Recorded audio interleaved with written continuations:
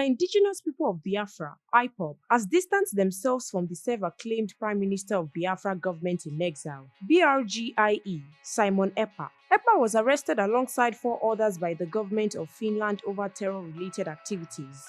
NaijaNews TV reported that the Finnish police arrested Ekpa on suspicion of public incitement to commit crime with terrorist intent, while 4 others were arrested for financing a terrorist crime.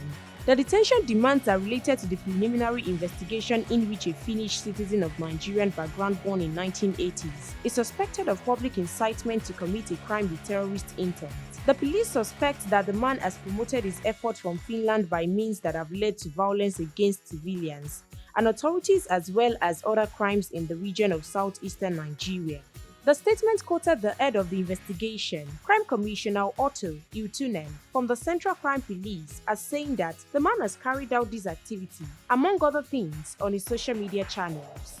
However, reacting to his arrest, IPOB in a statement on Friday by its spokesman, Ekpa, accused Ekpa of recruiting violent criminals to destabilize the southeast region.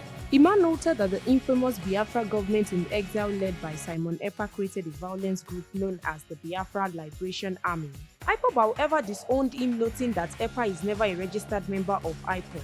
The statement reads, contrary to the deliberate and malicious misinformation from the neo-colonialist news agency, the BBC, that Simon Ekpa is an IPOB leader. Simon Ekpa has never and is not an IPOB member, let alone being a leader in IPOB. IPOB has some family units in Finland, and Simon Ekpa is not a registered member of any IPOB unit in Finland or any other IPOB units globally.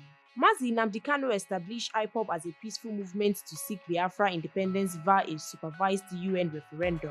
IPOB is a peaceful global movement that has never taken to violence or armed struggles in 2 decades of our self-determination struggle. Even though the various regimes in Nigeria have provoked us, we have remained resolutely peaceful. Stay tuned to NaijaNews TV for more verified and reliable news updates.